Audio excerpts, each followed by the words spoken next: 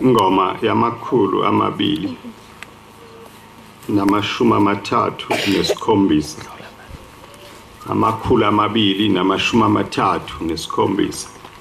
Inkosi ibusise ukuphakama kwenhlangano.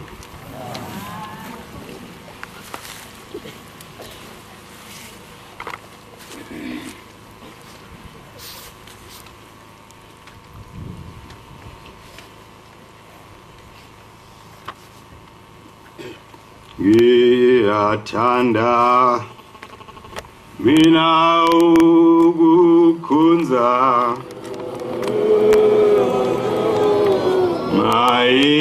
Inkosi Jesu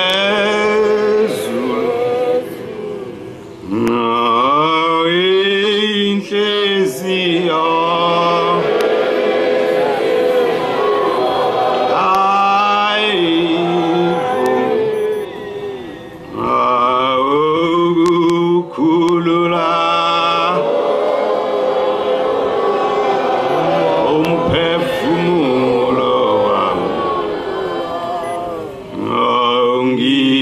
Tanda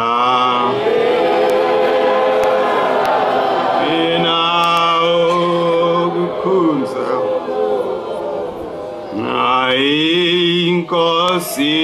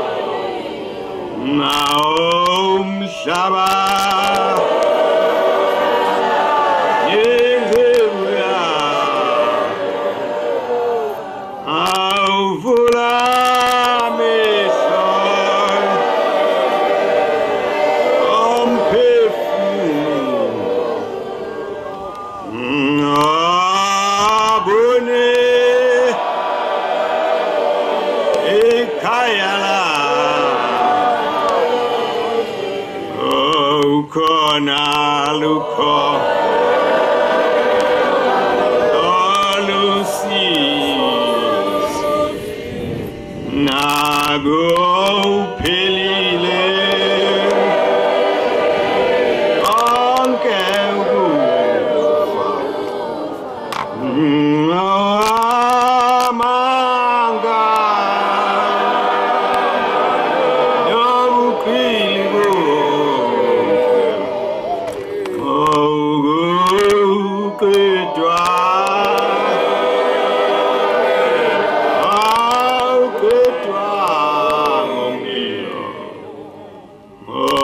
khona lukho nalukhosi izikuphelile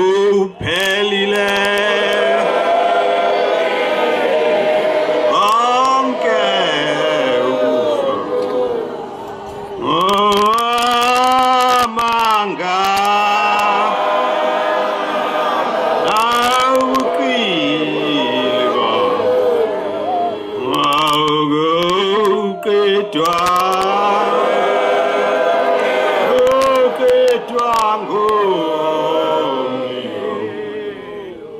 Maguhle inyama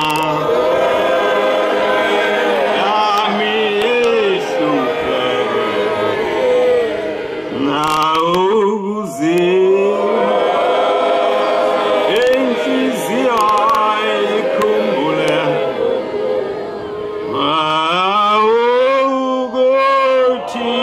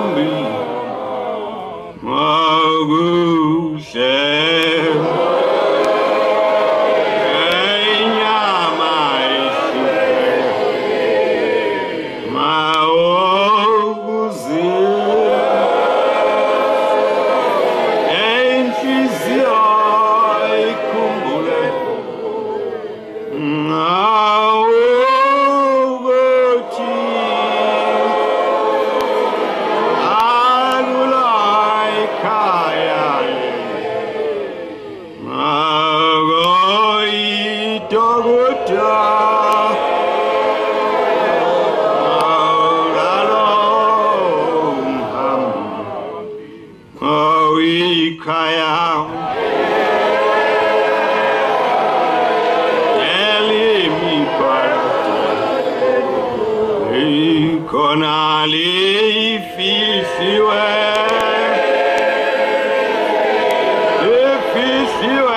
inkazimlo na ezulayo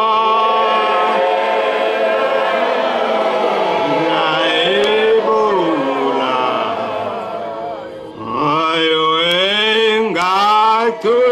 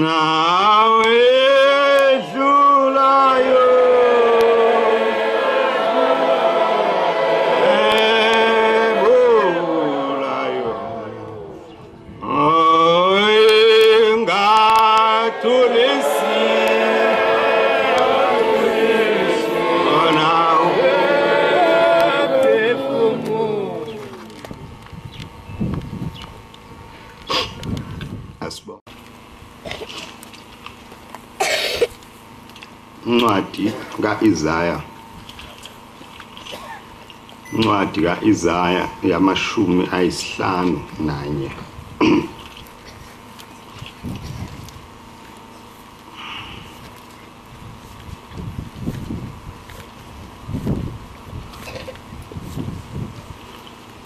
u-Isaya wamashumi ayisihlanu nanye.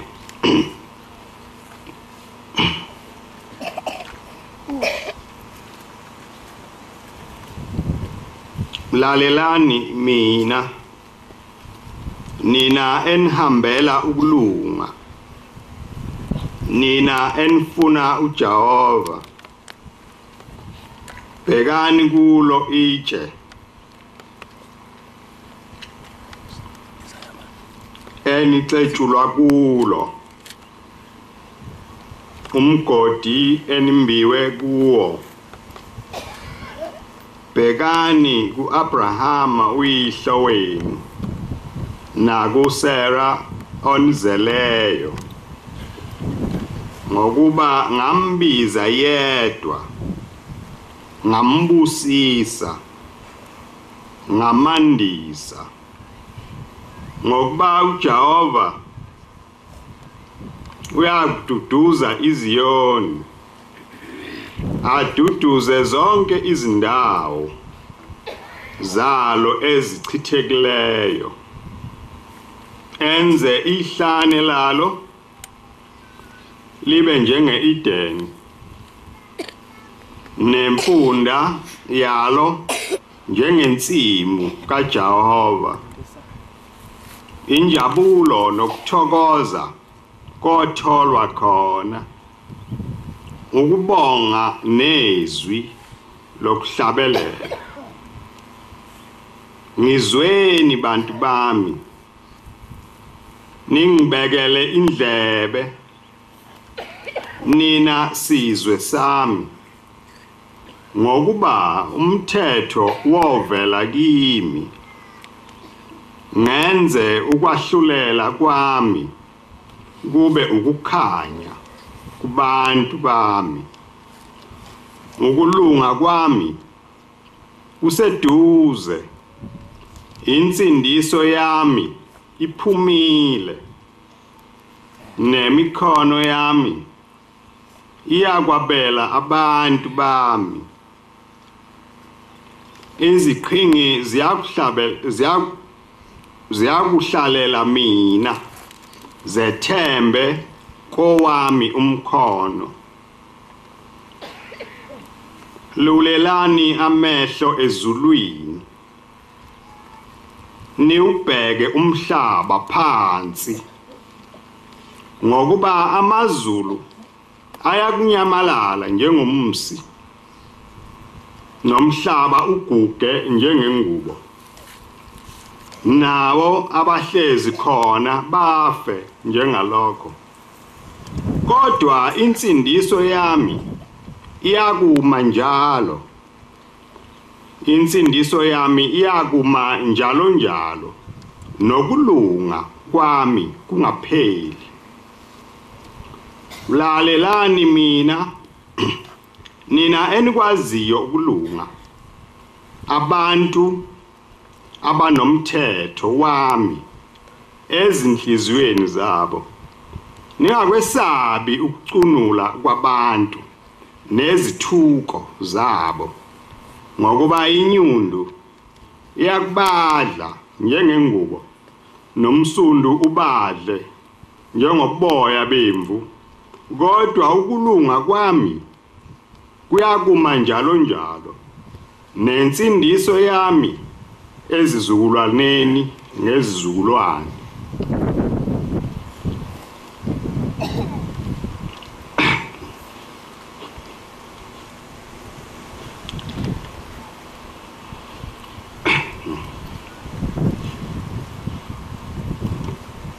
Lokhu kukhuluma esikufunda lapha kwakukhulunywa umuntu kaNkulunkulu engumprofeti, kodwa yena wafika ngemva kokuba umuzi omkhulu wakwa-Israyeli, iJerusalema, uNkulunkulu esewuchithile, ngoba abantu bawo babe ngasayigcini intando kaNkulunkulu uma bephuma eGibhithe uJehova uthuma uMose uthi laba bantu bami engibathandayo engibakhululile ebuqilini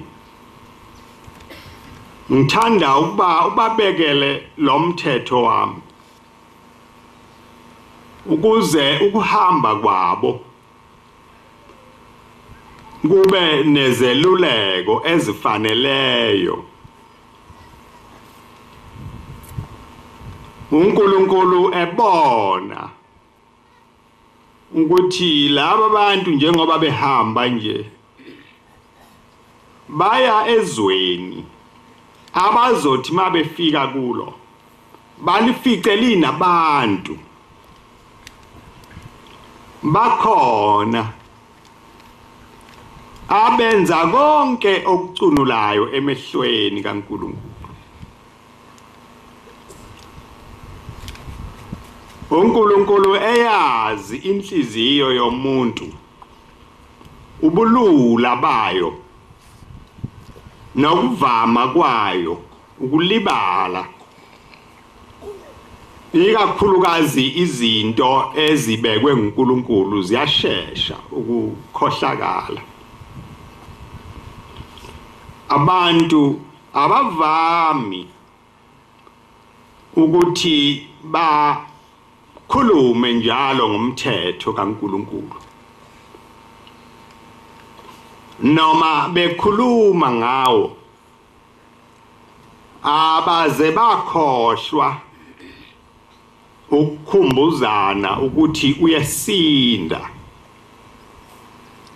lokho ke bese kwenza indawo enhle kakhulu yokuba umuntu angaphambuka emthethweni ngoba sonke njengoba silana nje bonke abantu mabekhuluma bayavuma ukuthi uyasinda manje ke uma ngiwephulile cha akuyimi ngedwa sibaningi nosbanibani nyayengibezwe nabo bekhala ngalomsithwalo osinda kangaka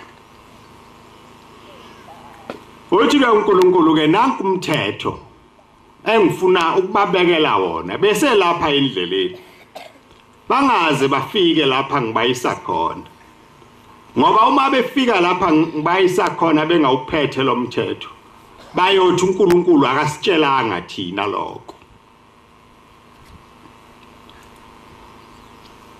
wayese ubhala ke uMose sethi uNkulunkulu akawuqophe etsheni wehla ke nalamatshe ewaphethe emabili kanti ngalesikhathi uMose ebhala umthetho lapha ya ezantsi einyaweni zentaba kubunjwa ithole legolide seliyakhonzwa khona seli uyena uNkulunkulu bafika laba bantu kuAaron umfowabo kaMose omdala bathi uAaron usobala ukuthi lo mfo esihamba naye akasezukubuya ufile manje angahamba isikhathi eside kangaka asishiye sodwa uthi ukuhlupheka kwethu sikubika kubani uyabona ke asazi manje thina ukuthi sawuthandazani sawuthandaza sibhekisephi masisize wena mfowethu Aaron usakhele into esizawuthembela kuyo wathula Aaron bemhlanganyela labantu baningi abakhulumi futhi kahle bayalwa wayesethi lethani ke konke okucwazimlayo kuyigolide kwase kubunjwa ke ithole ke selimiswa lapha phambi kwabantu sebekhonza lona. Abanye sebesho nokusho ukuthi uma kungamiswa lethu cha akazi ukusifica thina lo muntu siphinde emva siya lapho siphuma khona.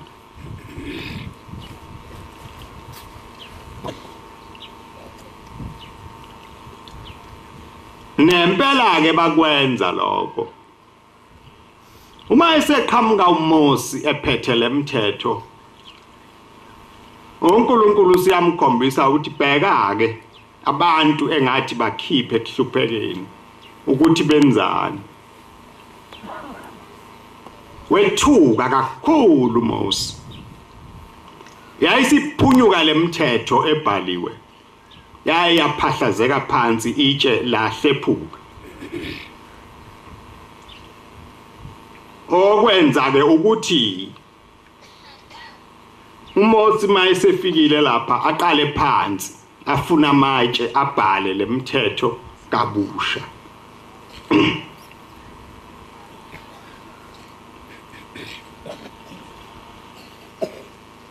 Lokhu uNkulunkulu ayibakhuza kukho laba bantu ethi bangazenzeli izithombe ezibaziweyo, bangayikhonzi, bangayikhothameli. Abazange bakuyeke babe besafice sizwe kulezi zizwe ezazakhile nasendleleni ababehamba kuyo, bacaphune imkhutshana yakhona emibi bese beyishutheka lapha empilweni yabo. Bahambe naye uMosi kanti sebegodle izinto eziningi zobumnyama abahambe bezicaphuna endleleni.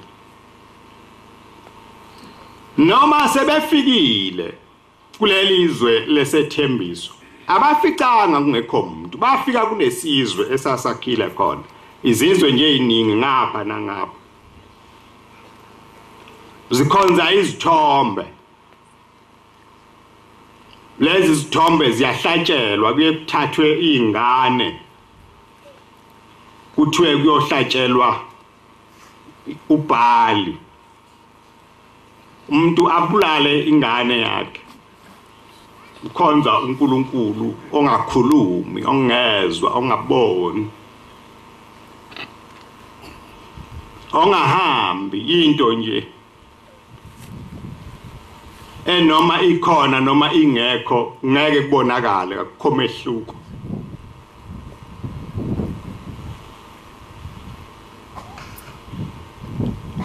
uNkulunkulu wahamba ke wayesebacunukela kakhulu labantu esethumela izizwe lezi ababezinqobile, wathi uyawuchitha lo mzi waseJerusalem ngoba abasakwenzi uNkulunkulu ayebayale ngakho.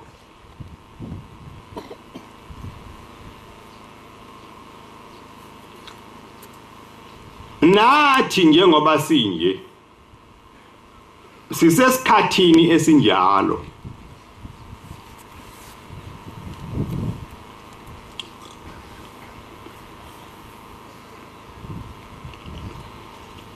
Lo mprofeti ke kodwa uNkulunkulu wayemthumile ukuba atshale umoya omusha,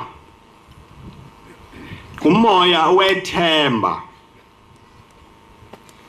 umoya othi nakuba uNkulunkulu ekuchithile lokhu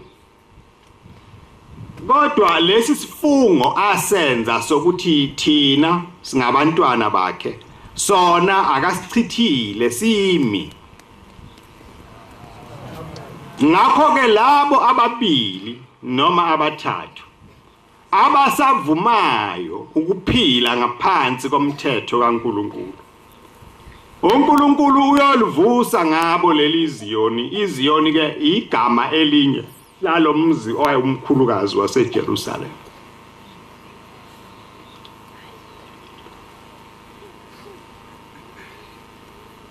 Ngesikhathi ekukhuluma lokho umprofeti uIsaya kwakusengathi iphupho, ngoba into eyayibehlele labantu yayinkulu kakhulu. base behlakazekile abanye babheka le abanye babheka le bengazi ukuthi benzani bonke bathi mabehlakazeka bathi bafuna okuyikona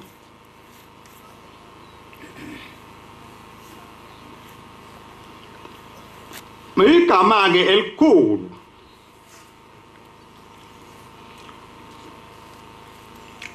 kule ncwadi esifundile indaba yokulunga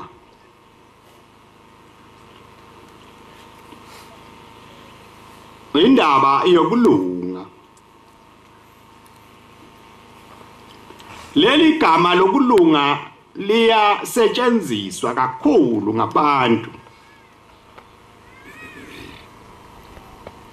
abanye abantu bayakwazi nokwenza izinto ezithize umuntu azenze ngobuso bakhe bese kuthiwa awubandla ulungile uyayithulela nje akazasho lutho ulungile ke ngalokho noma ebonani akasho lutho bese kuthiwa ke ulungile abusikho kulunga lo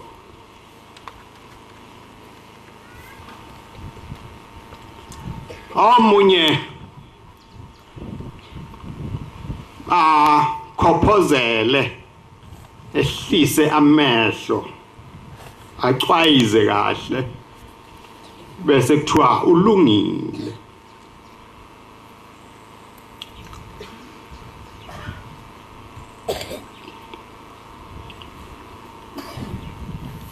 uma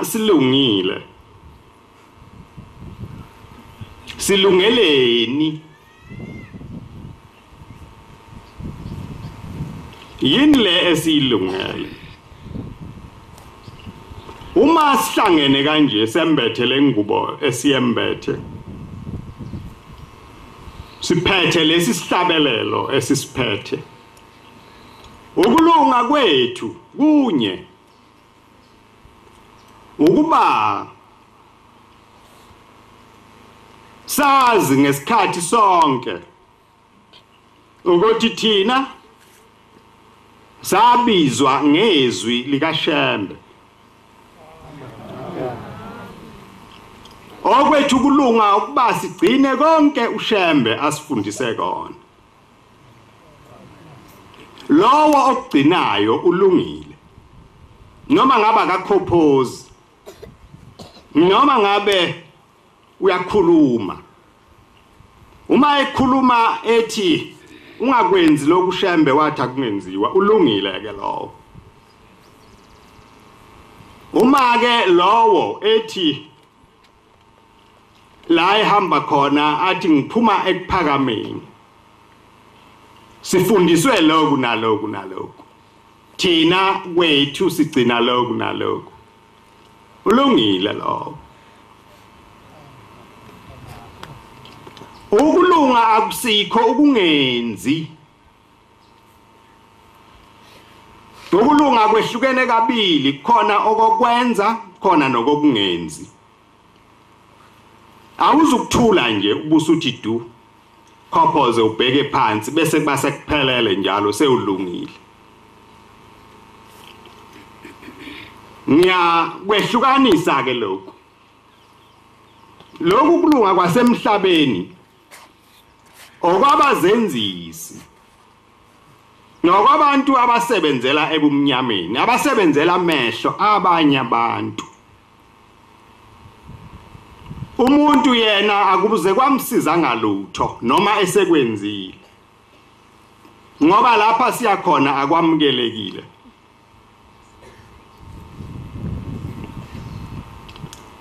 singabantu abahamba engozini ngoba inhliziyo yethu iyavama ukuyithanda kakhulu izinto esithi masizenza sizenzele ukubukwa ngabantu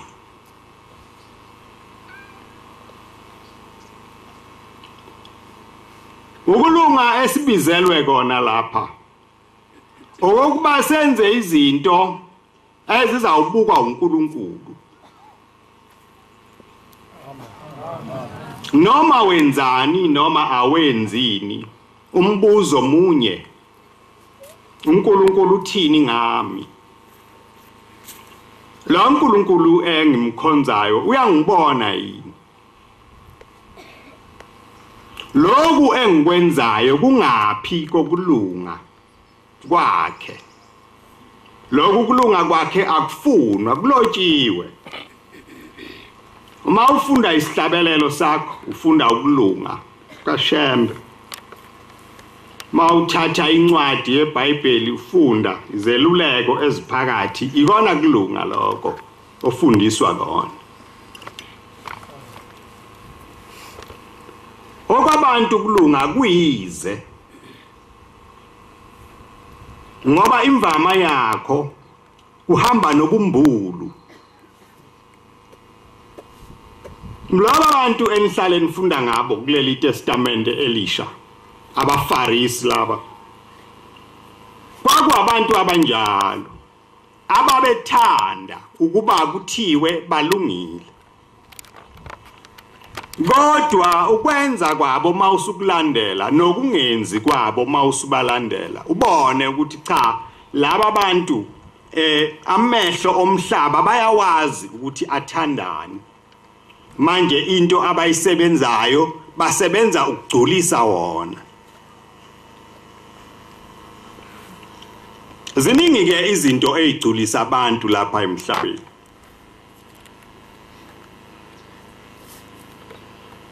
nokuziba kuyabagculisa abantu uthi mawubona into engahambi kahle engewona umthetho ubusubheka le bese kuthiwa hawu sibanibani mhle kabi uvela ibhekele le ubusuba umuntu olungileke ngokwasemhlabeni lapha siyakhona bese uyalahlwa ngaso leso sikhathi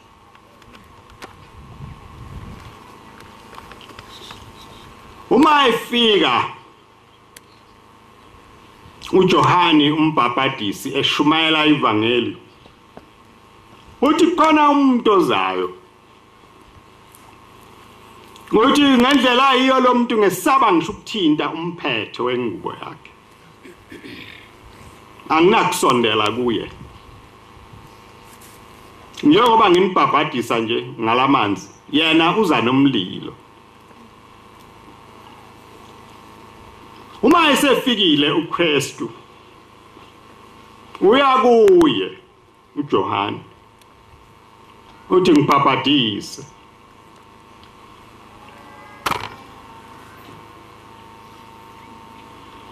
incwadi kaMateyu yesithathu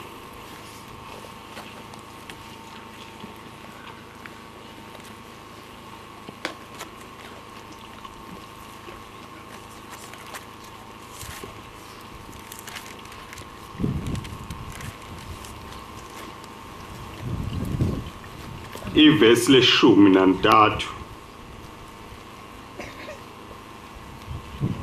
ivesi leshumi nantathu khona uJesu evela eGalile weza kuJohane eJordani ukuba abhaphathizwe uye kepha uJohane wamalela ethi imina engifanele ukubhaphathizwa uwe wena uza kimi na uJesu waphendula wathi kuye vuma kaloku ngokuba kufanele sigcwalise ukulunga konke khona wamvumela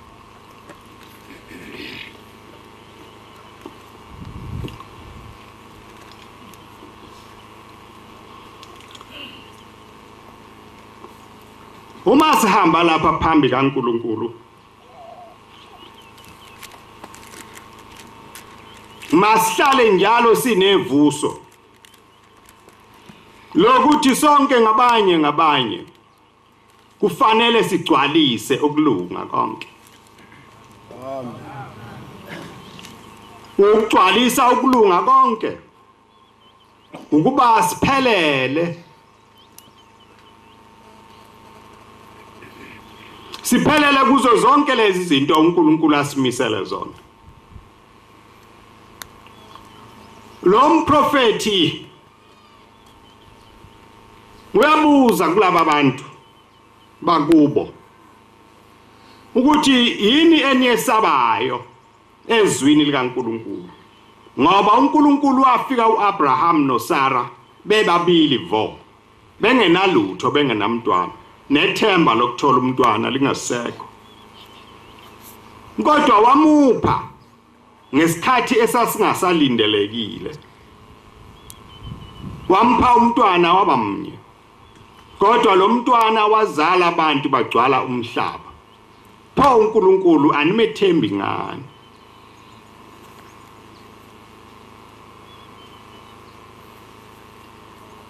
Akakwenzanga yini lokho na? Bonke babevuma ukuthi wakwenza. Pho namhlanje tshela ubani ukuthi uNkulunkulu uzakwehluleka yini?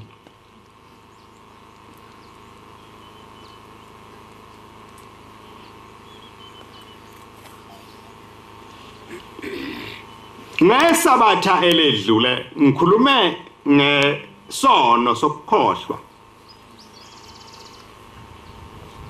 Lesi esiyenze abantu kube lula ungabaza amandla kaNkulunkulu.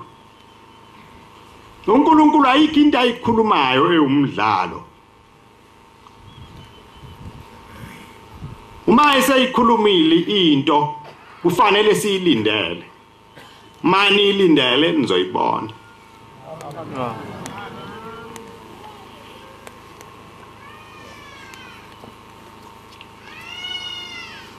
Yiko-ke lokho kwakwenza njalo labantu bakwa-Israyeli. Bamhlubuke uNkulunkulu. Bahambe bakhohlwe. Kube sengathi konke okuphambi kwabo ingenxa yezikhwepha namandla abo.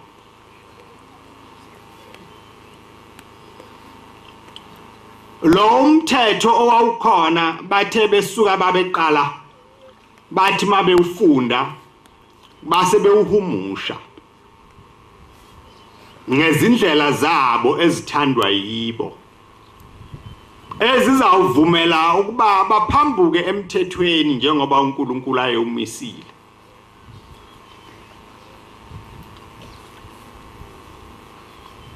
Nanjengoba silana nje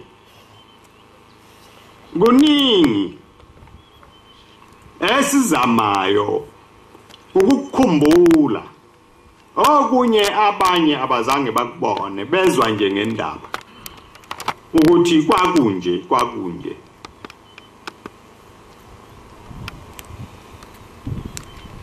kwashonaphi.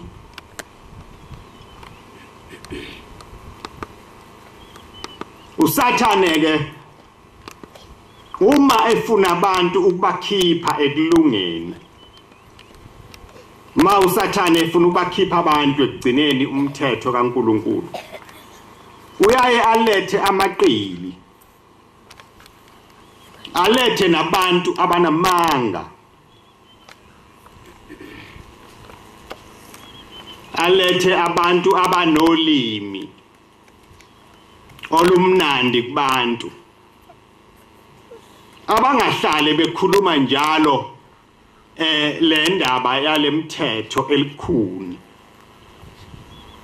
abakhuluma izinto ezinhle nje ezilula ezimnandi, ongathi mawufuna ukwenze namhla ukwenze zonke izinsuku, kodwa ukukhuluma indaba kaNkulunkulu zonke izinsuku kuyasinda kulukhuni kakhulu.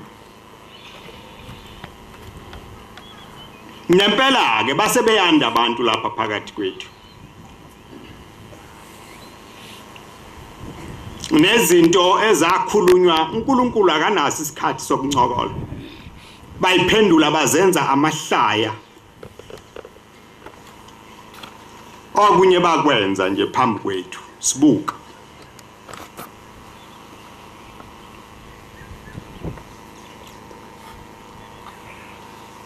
kukhona umthetho olapha esihlabelelweni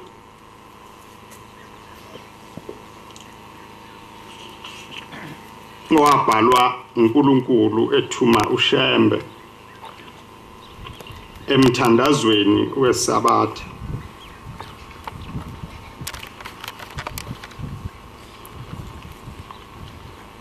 Usevesini lamashumi amathathu nesishiyagalolunye. Uthi lo mthetho lokho kusho kungukuthi ungaboyifisa intombi eseyiganile omunye umuntu. Ungayibheki nokuyibheka isono esibi leso. Ngase ngibhekile ekuphakameni ngesikhathi kuqala ukukhamka abafana ababehlakaniphile kunoNkulunkulu, ababehlakaniphile kunoShembe, ababengasabi lutho. Base kube kuphendula lo mthetho sekuba yinto yokuncokola. Uthi hayi, ungayibheki nokuyibheka ithathe. Bese kuyahlekwa kwaba yihlaya. Wagcina lo mthetho usuyinto nje enjalo.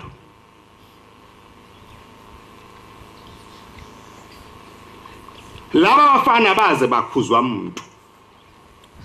Yagcina lento siyaziwa, yaziwa abashumayeli, yaziwa abazali, yaziwa amadoda, yaziwa wonke umuntu. Kodwa ayaze yakhuzwa umuntu. Akaze abakhona umuntu othi hayibo, lezi ingane ezikhuluma kanjena kanti uNkulunkulu wayedlala yini lapha na? Kwahleka kwaba kuhle. Sebekhohliwe.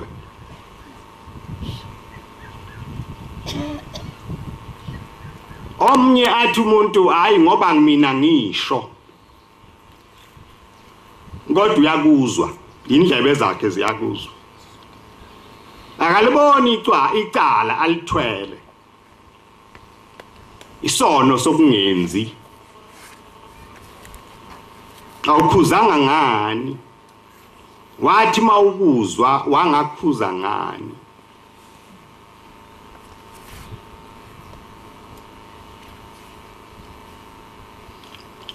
Bayabuzeka abantu ukuthi lezi zinto esesivusa namhlanje zashonaphi, zayihambe kanjani? Zahamba kanjalo ke njengoba ngilinganisa nje ngalabo abafana esasihlala nabo ekuphakameni.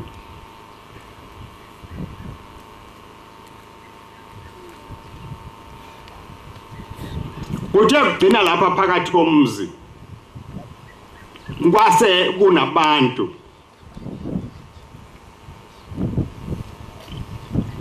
abavuka njalo ngeSabatha baye emabhayisikophu.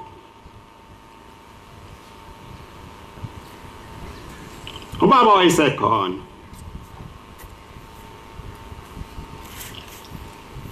Kwakhona abafana lapha ekuphakameni. Abahlalayo nje. Kodwa abangahambisani nanokodwa okwenziwa khona. Bekuphikisa bekwenza amahlaya. Ngelinye ilanga ngisesikoleni ngifunda lapha ya Ohlane.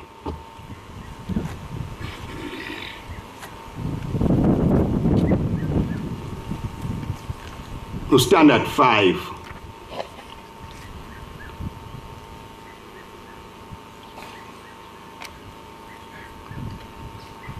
Ngathi ngiphuma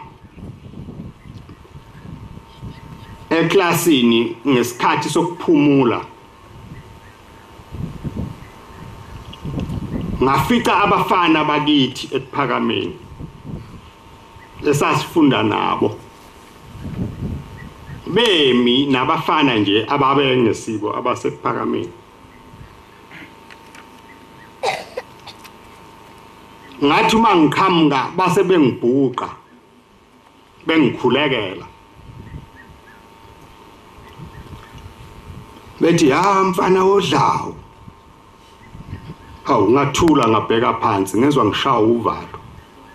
kwahlekwa la babuye bayiphinda lento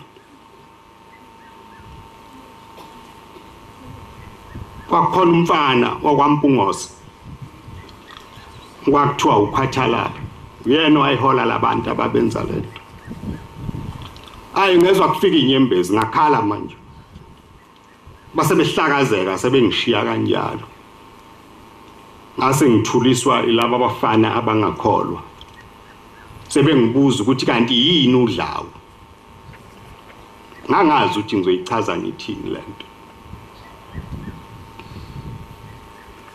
yababhlungu kakhulu enhlizweni yami ukuthi uma ngiphuma ephakameni ngiyesikoleni mangibabona labantu inhliziyo yami iyathokoza ngazi ukuthi abafowethu siphuma nabo ekhaya elilodwa uma sebengenze nje phambi kwabantu bekufanele ngani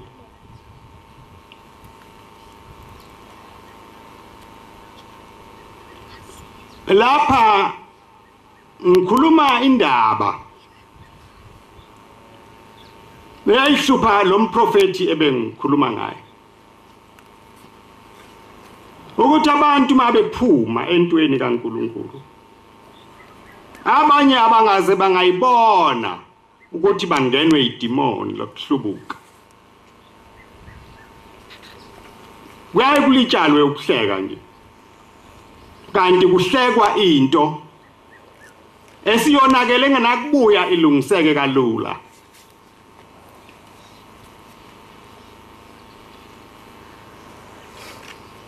lokhu besikubona nalapha ebuhleni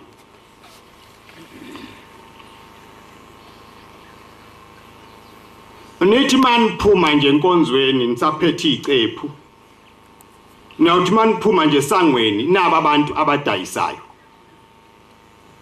hawu laba bantu abasena nembeza impela nje badayise la phambi kwesango nithi niphuma nje bebe benivimba ngeinto zabo abayidayisayo uyawuthi mawukambe uhambe wehla ngendlela la ufica indoda le edayisa inhloko isibekile la iyayihlahlela iyayihlinza ngo7 inhloko isivuthiwe iphekwe nini le nhloko evuthwa ngo7 ngesabatha kuza abantu bayithenge badle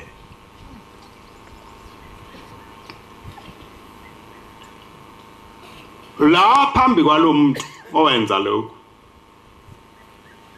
udlule yonke inhlobo yomuntu akekho ongadlulanga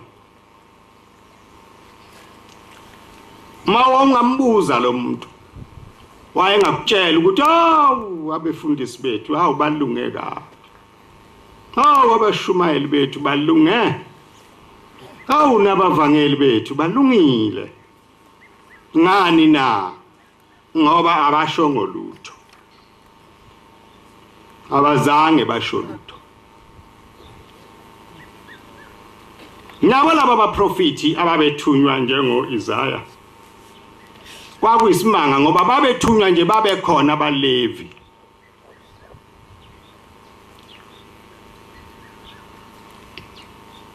ngikhuluma ngokulunga ukuthi ukulunga lokhu kuyinto ejulile kakhulu awulungile ngokuziba nokuthula ulunge ngokugcina umthetho kaNkuluNkulu ufundise futhi nakanjalo uyona kulunga lokho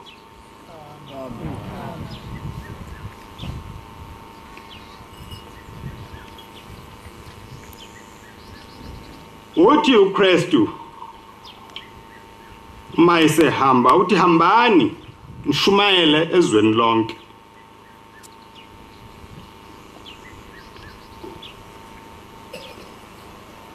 hambani nishumayele ezweni lonke nishumayelani nishumayela ukulunga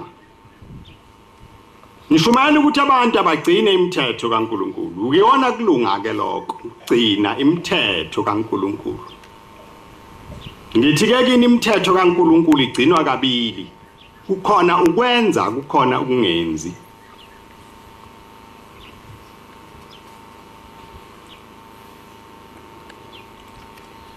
indaba kaNkulunkulu ningayifuni kude ngoba izawunilahlekela. Ifuneni lapha eduze kwenu. Amen. Kalazani lapha eduze kwenu. Ngizibuze ngamunye ukuthi siyikho yini lo kushembe ayekuzele la emhlabeni.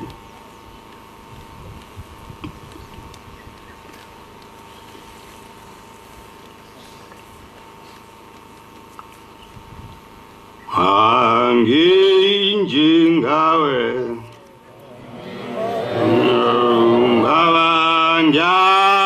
Zama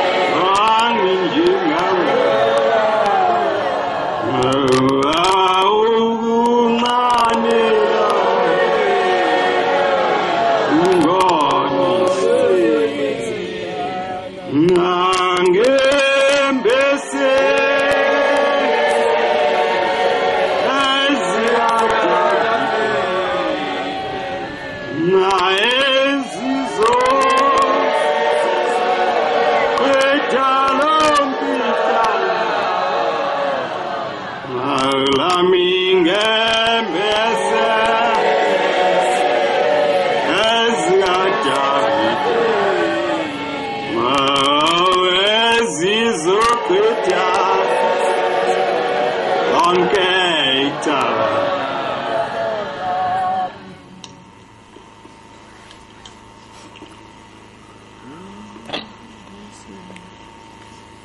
Uhamba kwethu ke akulula, kulukhuni, kodwa banenhlanhla abantu abazamayo ukubambelela babekezele kukho lokuhamba, ngoba akukho kunye esesikwazi kuze kube manje okwenza ukuba umuntu asondele eduze kaNkulunkulu.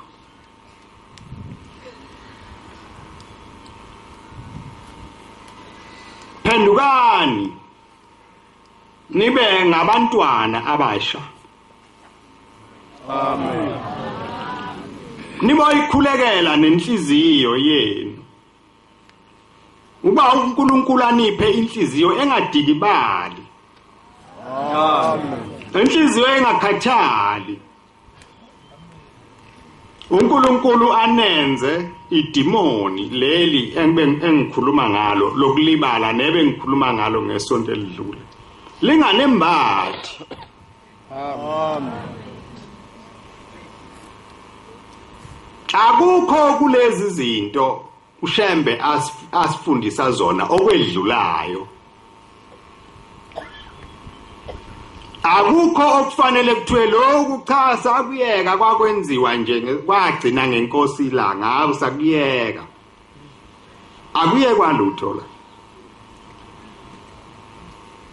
Akuyekwa lutho. Akukho kwenziwa kudlalwa. Njengoba ngihlale ngitshela nje. Ngiyacabanga ukuthi njengoba ngimilana nje ngimi endaweni yami. Ngime endaweni yomnikazi wayo. Amen. Lokhu anifundisa khona nami ngikhuluma khona. Uma sengikhuluma okuphambene nibokwazi ukuthi sengihlubukile. Nibone ukuthi hawu siyalahleka ke ayikho into esihambayo manje. Baba akasayikhuluma into yakhulunywa ngibaba mkhulu.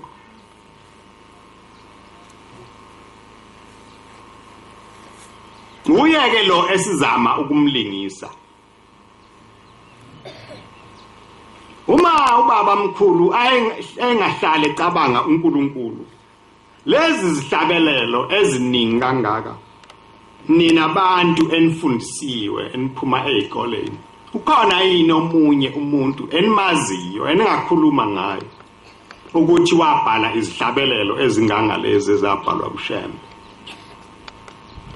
engakhulumi ngalutho olunye oluseceleni ekhuluma nje ngendaba kaNkulunkulu ekhuluma ngokuthi uNkulunkulu uyasithanda, uNkulunkulu usibizile, uNkulunkulu ufuna silunge, ukulunga kwethu ukugcina imithetho yakhe. Uma athi lokhu singakwenzi singakwenzi, uma athi lokhu akwenziwe sikwenze njengoba eyalile.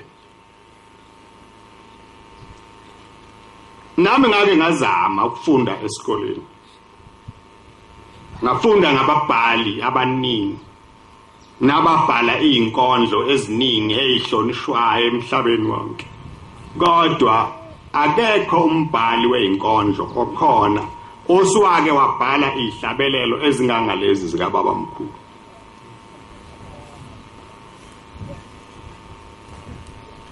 Ekhuluma ngento eyodwa. Ekhuluma ngokuthandwa kwethu. Sithandwa uNkulunkulu.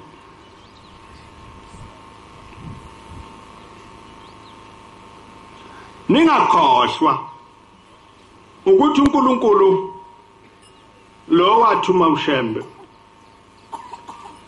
wamthuma ukuba eze enhliziyweni yethu. Qoqeke kuyele nganxanye.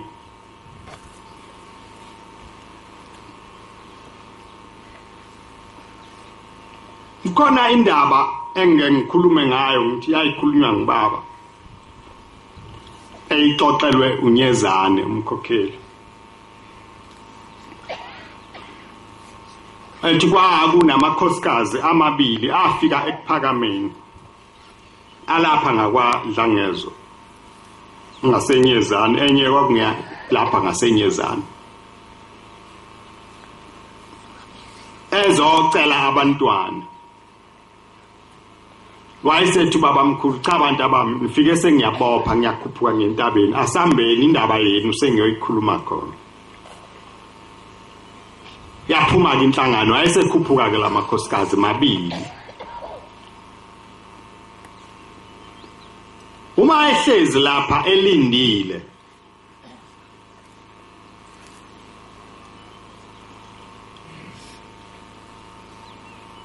abantu bakuqala ke bebekwazi na kakhulu ukulinda ebusuku mayilele lena enye inkosikazi ibisiba nesibonakaliso mayivuka ekseni ibuza kule enye engabonanga lutho nje how masibanibani ngaba nawe nje kanti awungifiseli lutho na ngihamba nawe nje wena ufisa ukuba ngehlelwe okubi wena wedwa wehlelwe ngokuhle abese dumala ke lo ongabonanga lutho athi how ngani mama na bese ke le ebonile ngibona ubaba mkhulu efika lapha ephethe umntwana emnye womfana uthi wayesesikaza ukunginika yena lo mntwana uthi ngithema ngithi ngelula izandla ngithi ngiyamemukela wayesebuye emdonsa akabe sanginika wayesemnika wena wamthatha hawu kanti ngihamba nawe nje ngifisela into embi kangaka uba ngingamtholi umntwana wena umthole wafika isikhathi ke kwehliwa ke lapha entabeni wayesehamba ke lenkosikazi sethi cha aniyubuye ngize lapha mina kushembe ngoba ushembe ungalile mina ungiphe umntwana wabuye wangephuca ngakho ke aniyubuya ngize la nempela ke lo owanikezwa umntwana wabathola abantwana baba baningi umka Mshumayeli umkhwanazi wakwaDlangezwa omdala ushelela kwakunani enhlizweni yalomuntu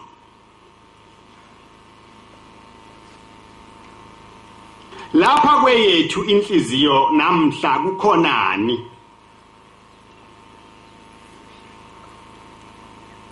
nje singamaNazaretha sisonke ile efike yamcunula ushembe phakathi kwethu wathatha isinqumo esikhulu kangaka sokuba lokhu akuthandazela esehamba emhlabeni akwenze nje kalula engaqali uma esehamba emhlabeni ngawo nje lo January ka 1935 abantu bonke sebehlile sekusele yena ufika ke kuleli thempela elilapha eKam uyaguqa khona uyathandaza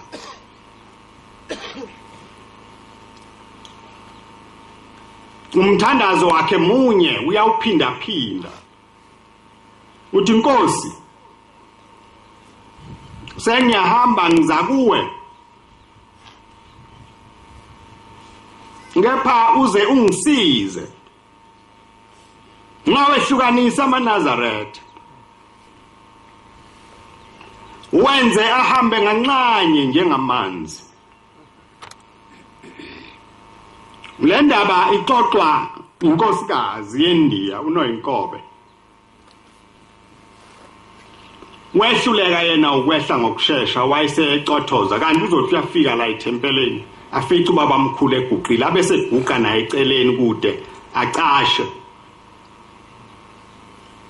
uze ungisize ngawehlukanisa amaNazaretha wenze ahambe nganxanye njengamanzi.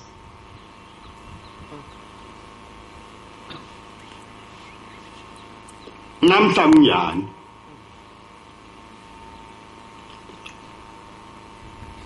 Kunjani namhla? Abekho yini abafowenu abanganikhulumisi? Ebenidla sithebe sinye nabo. Abekho yini abafowenu abanibuka ngeso elibi? Ebeniphuza ngenkezo eyodwa nabo. Lo mthandazo ushoniphi? Mthandazo omkhulu kangaka. Umthandazo oyinkokhelo yethu sonke. Okufanele ngabe siphila ngawo. Okufanele ngabe njalo nje siyawukhumbuzana lo mthandazo. Kuthi njengoba nilana nje ningakhohlwa umnikazi wethu wathi singehlukani sihambe nganxanye njengamanzi.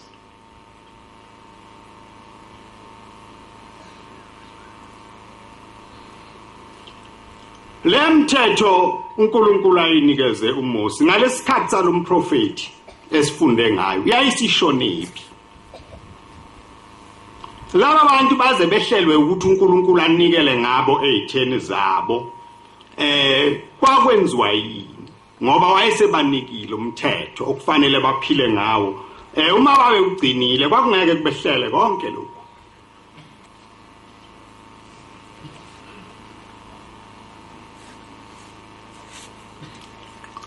Umbuso wathi mawusumningi usumkhulu sekuhle konke bakhohlwa. Ayabi sakhulunywa indaba kaNkulunkulu. Kwase kutuswa amagama abantu. Sibani uyiloku sihlangane nje basihleli nje. Situsane sodwa ngabanye. Usibani uyiloku. Sibani unalo. Zonke lezi zinto ziyedlula inamsebenzi. Wenza kanjani? Usibani uhamba indawo enzima kabi.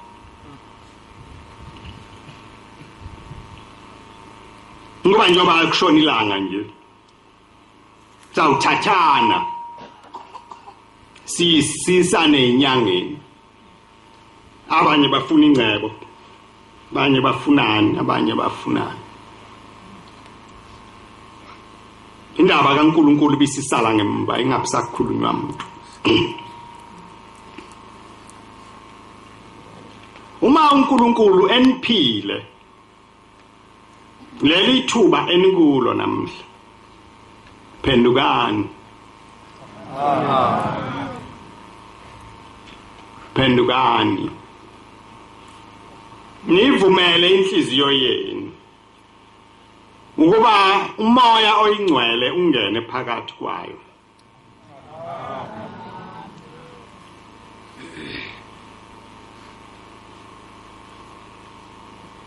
Nivume ukuba uNkulunkulu anishumayeze yena ngokwakhe kwasezulwini. Lokhu okusehlulayo thina abantu basemhlabeni.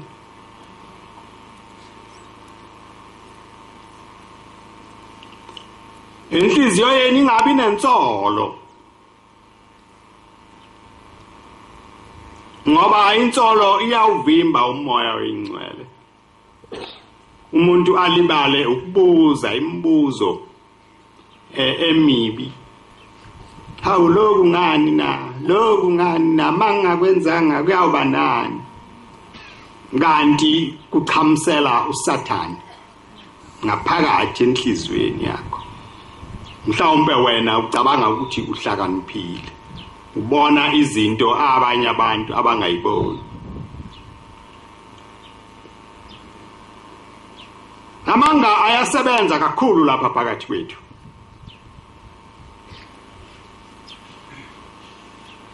Kwezinye indawo ke asevunyelwe naseyinkonzweni. Kodwa aqale nje phambi kwethu. Kwasukuma indoda yakhuluma malumbo yathi yafikana noShembe le eKorea bonke abantu babona ukuthi lo muntu unamanga kodwa wathandwa kakhulu yadunyiswa le ntshumayelo amanga angekho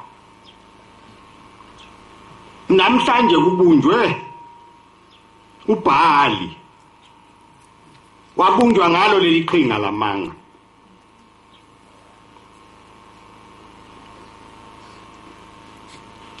amanga ayasebenza kakhulu bengixoxelwa umnye umfana ethi wezwa intshumayelo ushumayela noma umfundisi noma yini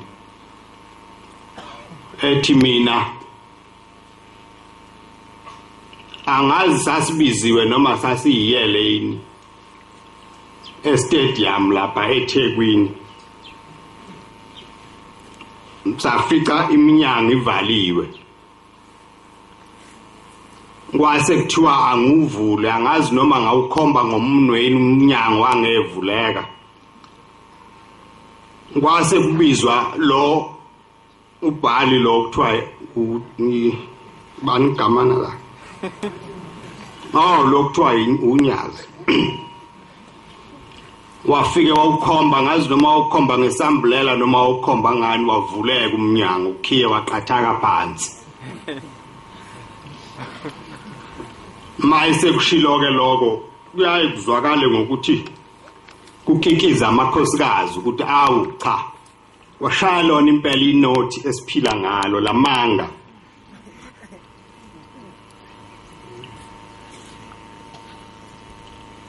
kuyangesabisa ke mina lokho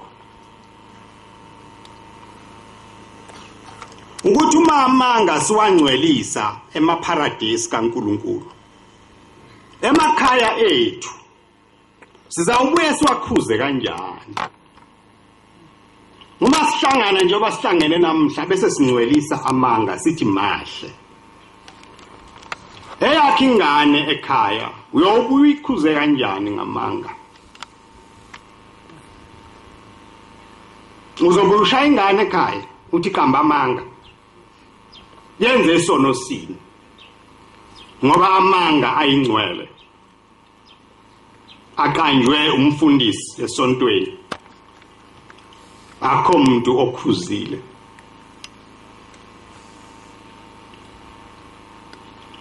iqhinga ke leli lika Sathane athe mayenibuka ningama Nazareth wabona ukuthi cha ilona lizangisiza ukuze laba bantu lo mthandazo owawuthandazwa uShembe ungaphumeleli ngizawutshala abantu lapha abanamanga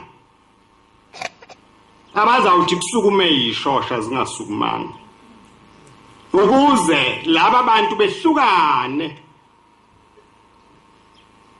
ngoba thina sasingafuni uShembe aphume entabazwe azoshumayela lokhu kulunga waphuma ke yena yini uShembe anifihlela yona ngoba wanitshela ukuthi ngamzukwane ephumayo ezweni lakubo kwaphuma abantu abathathu bathi thina siyophikisa wena njengoba sihamba nawe nje siyala uyakhona siyokuphikisa namhlanje wena umi ngaphi umi ngakulaba abantu noma umi ngakuShembe na umi ngakuShembe ngeke kwaqamba manga noma ngabe akuzokulethelani enhle ngeke waqambe uyawuba novalo ngoba ubaba ukhulume phakathi kwethu la exoxa indaba eyayiphakathi kwakhe noyise uthi ngaya kubaba ngiyobuza indaba ngicabanga ukuthi indaba nje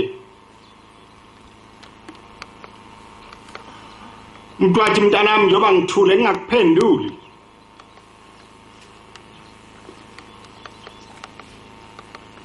kukabili usemncane mawungaka bengakukhohlisa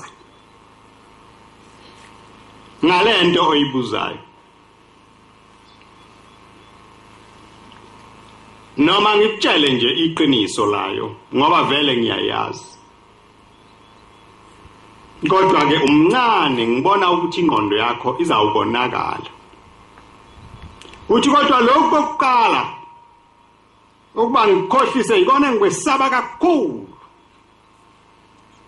uthi ngoba uma sengikhohlisile uyawuthi mawusukhulile lento uzitholele wena yona ukuthi ayingelo iqiniso uthi ke mntanami kusuka ngalo lelo langa uyitholile lento awulukubuye wethembe lutho engake ngakutshela lona uyawuhlale ukwazisa njalo ukuthi kanti ubaba wayengikhohlisa ingqondo yakho ibisibuyela kukho konke engake ngakutshela kona uthi hawupho uthi wayiqinisile ngalokho uthi lokho wayikhuluma iqiniso ngako ungani wake wangikhohlisa mhlawumbe nakho wayengakhulumi lona iqiniso ngoba wayengesiye umuntu oneqiniso awekho amanga okudlala lamanga andile aqanywayo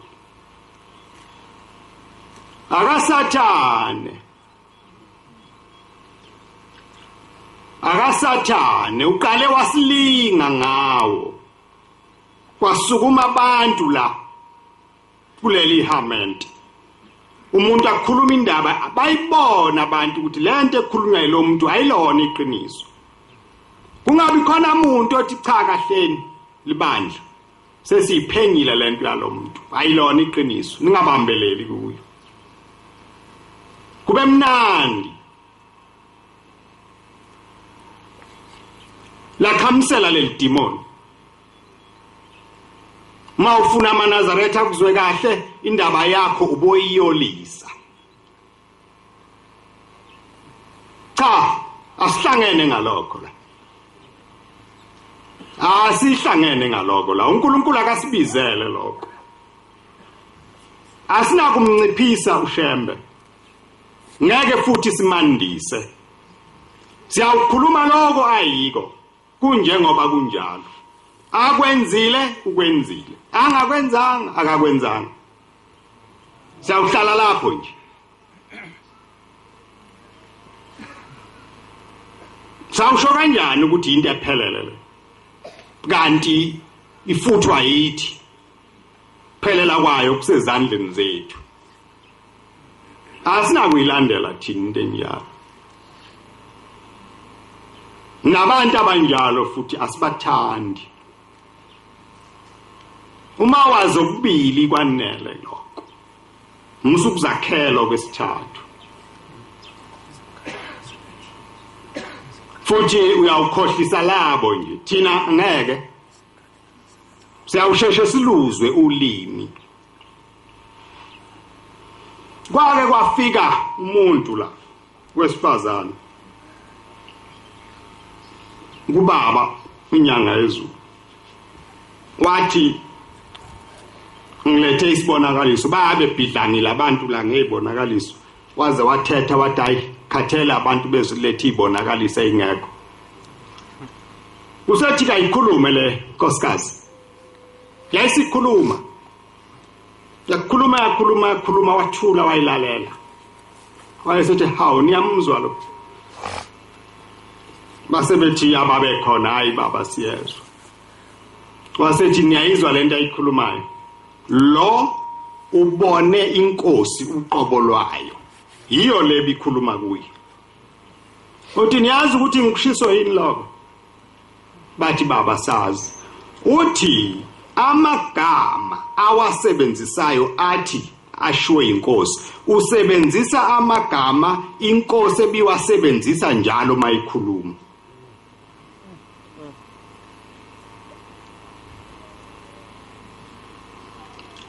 manje ke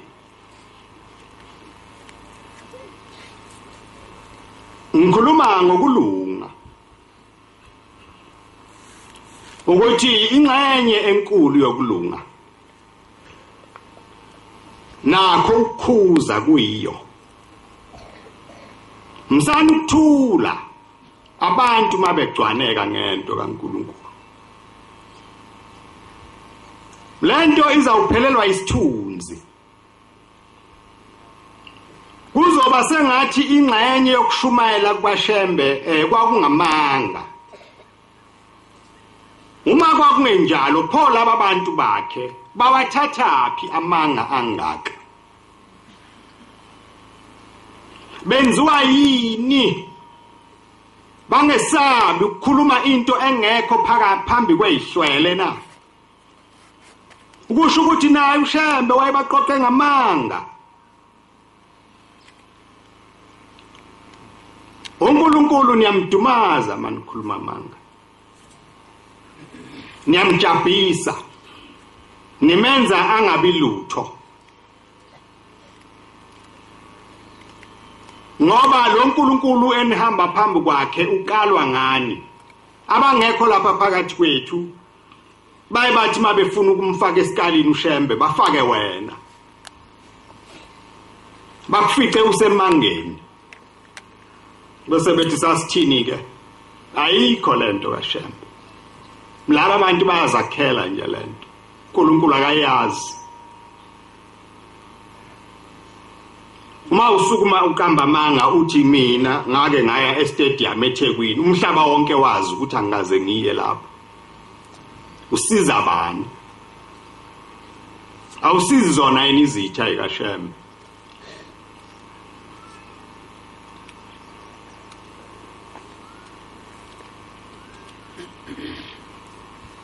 okwenu ukuba nigcwalise ukulunga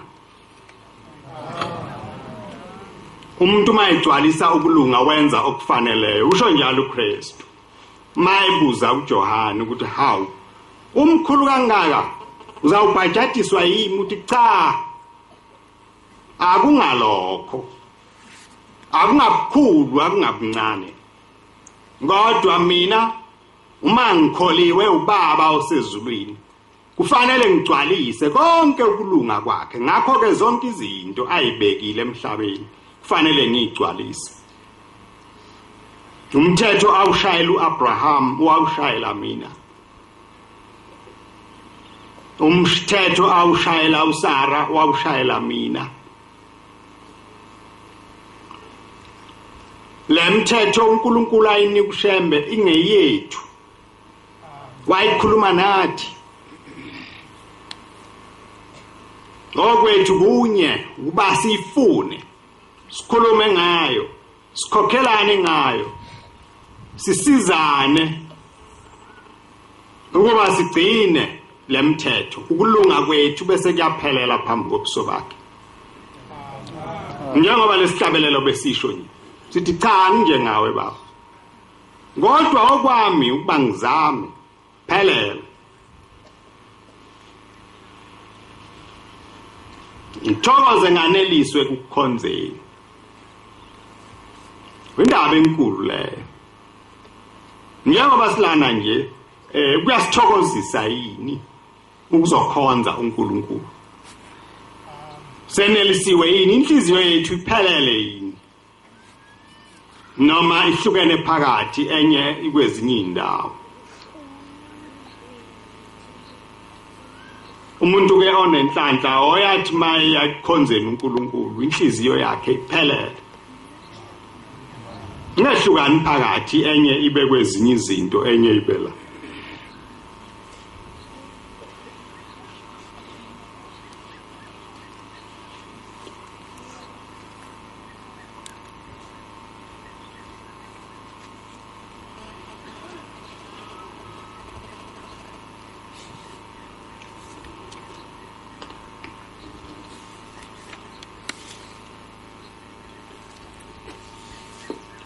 ngithi kini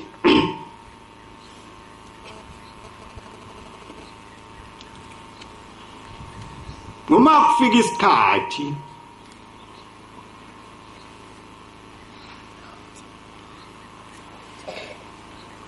sokuba abanye abantu bathi kini amehlo abo asevulekile sebeyabona nibokwazi ukuthi nomsebenzi omkhulu phambi kaNkulunkulu wokukhokhela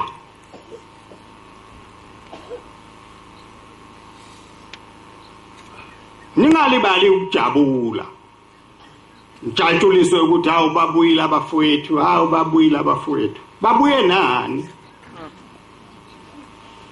babuye nani leli demoni elibagonile njengamanje lamanga nokucwaneka lokho abakwenzayo ngagidwa lapha kugidelwa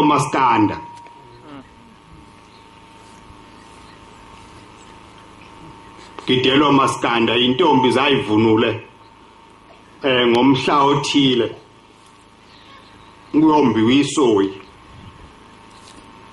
mzigida gidela umaskanda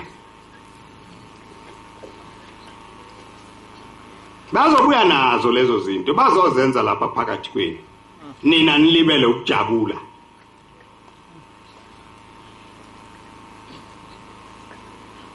ithi indoda yomlungu kubaba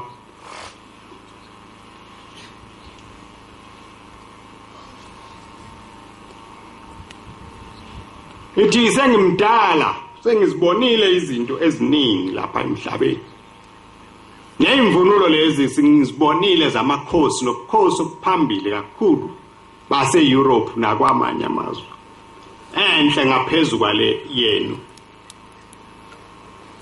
iyambiza ubaba imkhipha phakathi emgidini ithi ngifuna ukukhuluma nawe nguwayini umholi walaba bantu uthi baba cha banomnikazi wabo lo ukusina anikusinayo nakuthathaphi uthi umnikazi owasifundisayo wathi kwavele ezulwini lokho kuvunula enikuvunulayo okukabani uthi nakho wayathi kuvele ezulwini kuyayifike nje noma ehleli ebhekile noma elele akhonjiswe khona kuthiwe akasifundise khona ithi ke le ndoda uyabona ngifuna ukutshela into yinye ngoba ngiyakubona usemncane usengakhohliswa nangabantu uze ungakhohliswa umuntu ngalento oyiphethe njengoba uthi iyavela ezulwini nje uqinisile akusiye yasemhlabeni uNkulunkulu uyashumayela ngayo ngithi ke kuwe ungayiguquli uyenze enye into ungayenzi ifane nemdanso yezinye izizwe niyabelungu niyamandiya uyenze njengoba uyihlo ebeyenza uthi lento ingimangazile izinto eziningi engizibonile ezinhle ngaphezulu kwayo azikaze zingifiksele inyembezi uthi mina ngiyisosha wayengu-admiral ephethe impi yasemanzini yamangisi uthi noma ngibona umuntu efa phambi kwami angize ngakhala ngifikelwa usizi uthi kodwa lento yenu ngithema ngiyibuka uthi kade sengimila lapha ngoba ngeke ngafikelwa inyembezi ngakhala uthi ke ngiyakuyala ngayiguquli ngayenzi enye into ngayenzi ifane nemdanso nazo zonke izinto ezikhona emhlabeni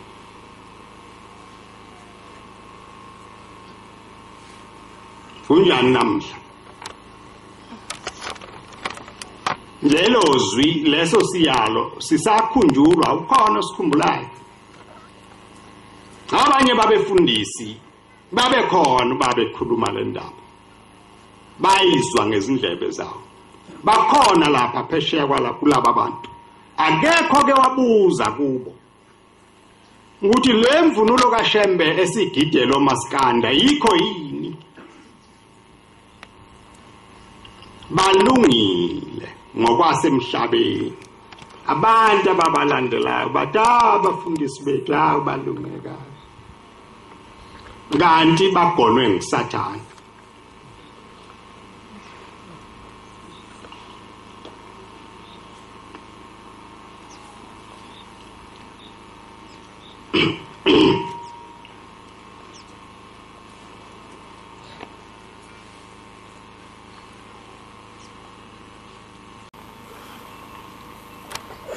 Namashumi ayisishiyagalombili nanye. Ikhulu namashumi ayisishiyagalombili nanye. Inkosi ibusise ukuphakama kwenhlangano.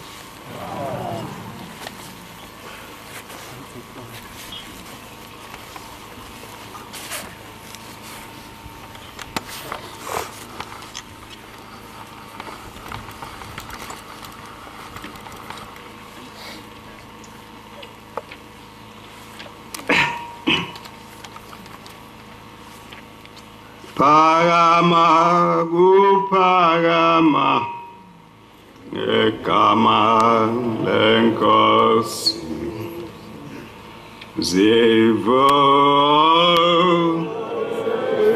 sizo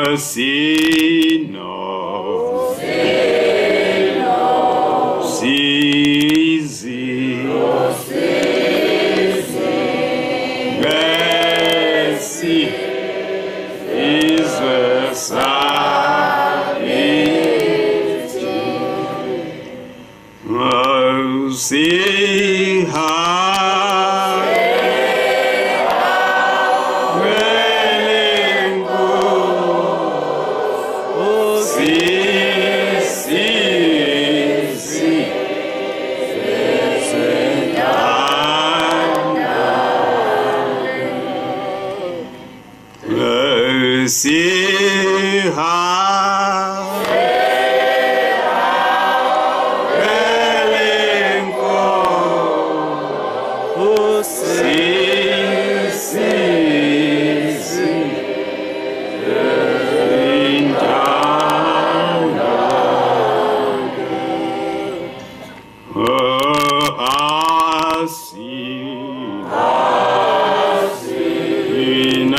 mkhulu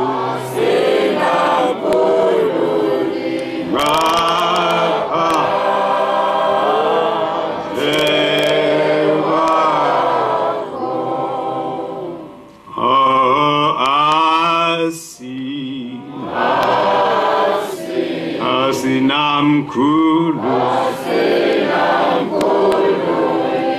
Kapha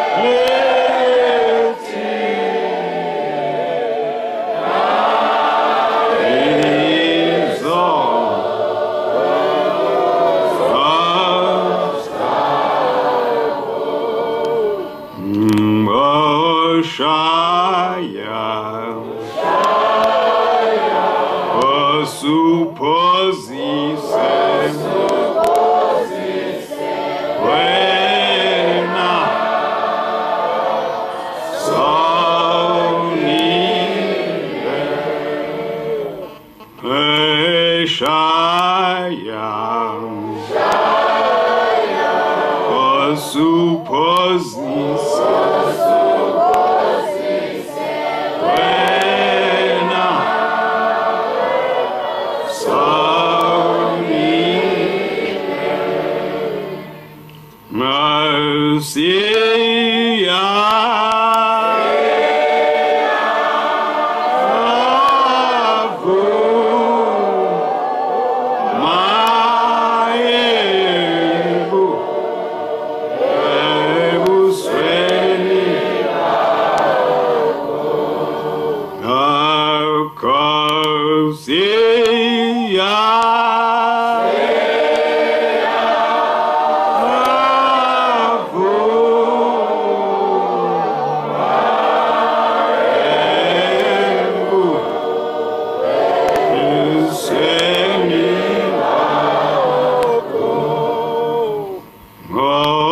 singa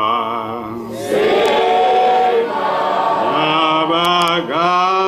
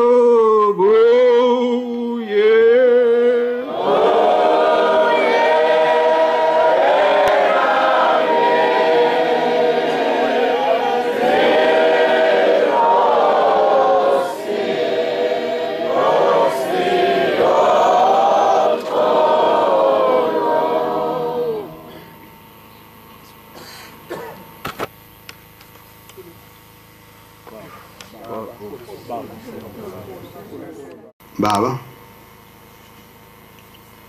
Nkosi yasekuphakameni siphambi kwakho Nkosi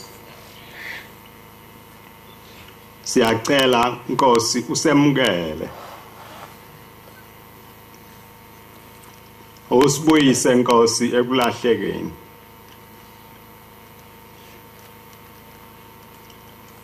uphinde uwalobe Nkosi amagama ethu encwadini yakho usibuyisele wena Nkosi endleleni yakho uyaluse Nkosi inhliziyo yethu ethandayo ukuhamba ngokwayo ethandayo ukuhlubuka uyibuyisele Nkosi ekukholweni kwakho siyacela ke Nkosi usehlisele umsa wakho ovela ezulwini usenze Nkosi sibe ngabantwana bakho usikhumbule baba ngemini nangobusuku usihambise Nkosi ekukhanyeni usathane Nkosi olwa nenhliziyo yethu angayizuzi usiphe Nkosi amehlo okubona amaqhinga kaSathane uma engena phakathi kwethu usiphe Nkosi umkhokheli ngaphakathi einhlizweni zethu awuzawukwenza Nkosi uba amasikhuzwa sivume hambela kithi ke Nkosi wahambele Nkosi kuyo yonke imizi esiphuma kuyo umoya wakho Nkosi ube khona phakathi kwayo sebenze Nkosi lokho kuthandwa nguwe amadimoni Nkosi wachithe uma sithandaza Nkosi usizwe Mthandazo Nkosi yethu ingavinjwa ububi basemhlabeni. Nase indleleni lapha sihamba khona Nkosi uhambe nathi. Nalapha Nkosi sizamela khona ukuyiphilisa thina nabantwana bethu. Ube khona. Ube ngumvikeli wethu. Noma Nkosi kukhona esikuphetheyo esandleni kusingakwephupha ngisathana usifundise Nkosi ukulondoloza. Ukuphila kwethu Nkosi makube ngokwakho. Ukuhamba kwethu konke Nkosi akuhlale entendeni yesandla sakho. Konke Nkosi ukukhuleka kwethu akuze kuwe. Ngabe ngokusho kwethu kube ngokwakho nanini kuze kube phakade. Amen.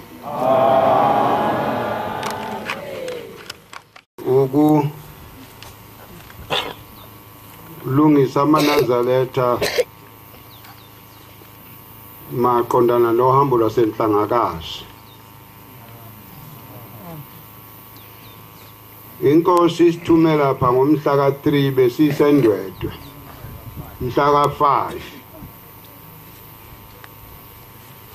simkhandlu kehlukene ewu4. Ithina balapha ekhaya eThembezinhle nabasekuphakameni nabasebuhleni nabaseginyezini. Siyolungisa ke insuku zokuhamba kwethu. Njengoba yonke lemkhandlu ewu4 ifuna ukuya entabeni enhlangakazi. Umbuso ke awubheki njengathi ubheka ngendlela yawo ukuvikela ke ukuthula. Saze siyabizwa ukuthi akuyohlangana ke lemkhandlu ewu4 lapha endwedwe. Emahhovisi kameya. Kukhona umbuso onke ke kahulumeni oyogada lezo ngxoxo. Lapha ke thina usuku lwethu esiye nalo sivele silwazi ukuthi siyilo ngolomhla ka6 siphuma sibuya u22.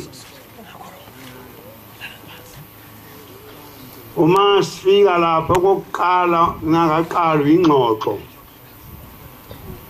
sifundelwa incwadi.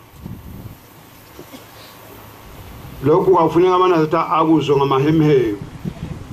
Sifundelwa incwadi yonke lemkhandlu ewu4 ukuthi iyayazi lencwadi ebhalwe ngabasebuhleni ibhalwa ngumfundisi uNzama ukucela izinsizwa zomhlangano wabo ozawube usozwathi. Isicelo sabo sisho njalo. Iyafundwa ke ukhona umfundisi ukufundela umkhandlu wonke ke uyayiphika ukuthi hayi abayazi lencwadi bona. Kuyahlekwa ke ndini. Naniyazi na cha siyazi. Nale bhalwe inkosi yasozwathini inelekelela nayo nansi.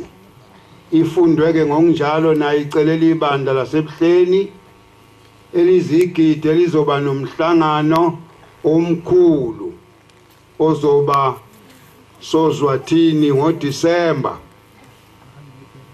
Cha, ngoDisemba uyomela inhlangakazi yabo ngoDisemba. Hayi na kwasiyazi kuhlekwa inkithinkithi ke cha sesiyedlula ke kulokho ke.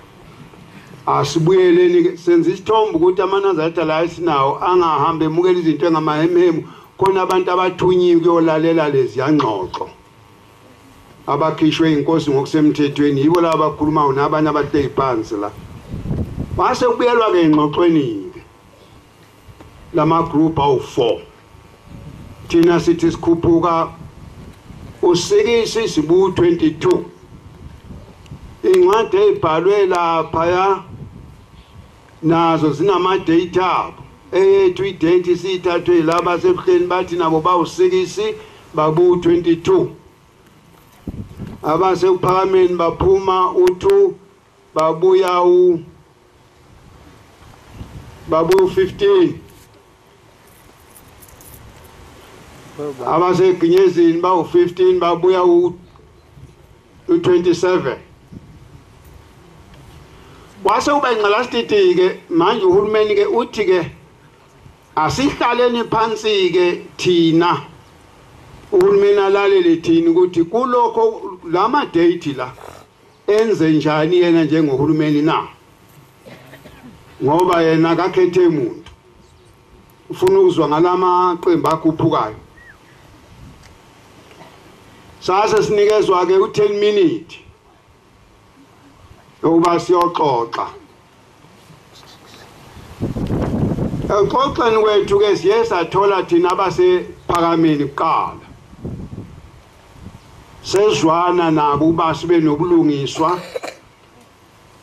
base beyasisiza sebeyihlonipha inkosi abasekuphakameni bacha thina sehlela ngezansi siyayihlonipha inkosi sizawucela ukuthi thina sikhuphuke ngalo u2 wethu bese sibuya ngomhla ka7 nina ningesisize inuba ningene ngomhla ka7 ukuze siqede into zethu ngesonto singaphazamiseki ngalosiki sebeningena ngawo ningene ngomhla ka7 kase sithi thina cha siyawemukela lokho thina uba singene ngalomhla ka7 sibuye thina ngomhla ka15 yithi lapho kodwa ke nisinika ithutshana encane lika 2 minutes asesiphuma sesiyokwenza okusheshayo okundiza kuyofika enkosini sesibhajiwe inkosi lapha thina insuku sima kanje yayishi sibekela umthetho wemukeleni lokho ningavumi kodwa ukuba nibe unumber 3 ibani unumber 2 kulapha yakuthola ibandla lokho sase sibuyela ngokusheshsha ke endlini ke sesiyozwana ke nalapha cha hayi kuvuthiwe asiyilungisele into isiyinhleke thina asingeke saniphazamisa sizongena thina noma singafika ngawo umhla ka6 sihlale lapha phansi emaseleni ngoba kuvele sisendleleni niqede nize nehle bese niyehla ke sesiyakhuphuka ke thina ke sobuya ngomhla ka15 thina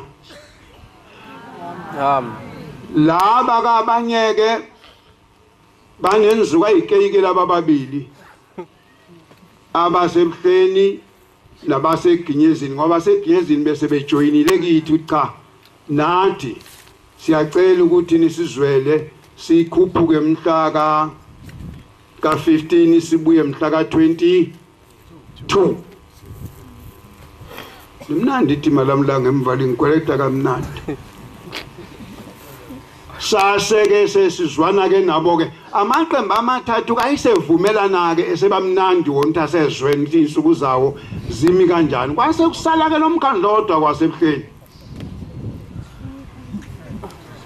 ubika imbiba ke uyihlanganise nelokhuza nebuzi laba sebuhleni babeka lokhu bagcina bethi leli sonto esibaphushela kulo libi kakhulu ngoba kunezizathu ezizigidla umhla ka25 awuvuma umthetho bebelokhu besentabeni siyabuza ukuthi nayiziphi ngoba kazikho umshikashika ke manazaletha ke wama hour 8 kudikadiko abantu basebuhleni bengavumi ukwemukela insuku zabo noma sebencengwa cha ninikwa nje yonke lento idleni yonke endeni uwelele kuFebruary ngokwenu konke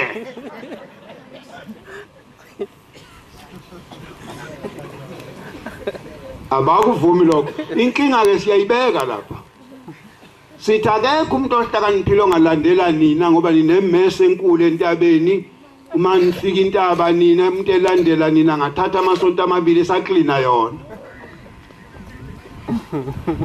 kunezathu eziphathekayo ukuba siniphushele emuva okubalulekile ke ngoba lapha singawuthemeleza kushonila ngokubaluleke kakhulu ukuthi ke cha entabeni zinsuku lezi esibuye nazo noma umshikashika wabanje sabuya siphethe zona lezi esivumelene thina umkhandlu emithathu kusela umkhandlu odwa onenkinga oswele futhi ukuthi uthini ngoba fundiswa khona kakhuluma uthule kukhuluma ulizwi kuphela lapha umuntu okhuluma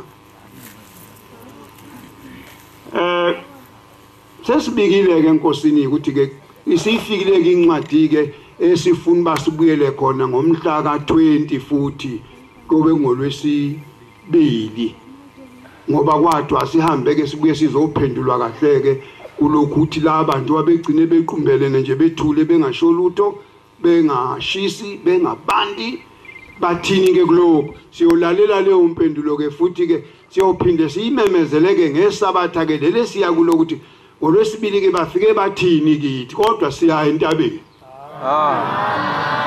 abantu abalungisa izinto ke bangalokothi abantu njengoba kuwe entabeni bawethu angisebenzisele lithuba bangalokotha abantu beqimgomo le njengoba isimo sinjena nje singahambi nabantu abazohlwayiza bangalaleli ukuthi kuhanjwa kanjani kuzoba nemigudu eshubile okuzohanjwa ngayo balalela abantu mwethuka kala umuntu esihamba naye eseqhuzwa lapha kulela qembu cishe bese cishe selimenzakalisa bese ethonga ngakithi lo muntu abantu njengoba bebophe imithwalo nje bayibophe kodwa indlebe bese beyibeka ukuthi kuzo hanjwa kanjani ama cellphone abantu abawasebenzise behlale bewashaji babuza ukuthi kwenzakalani amen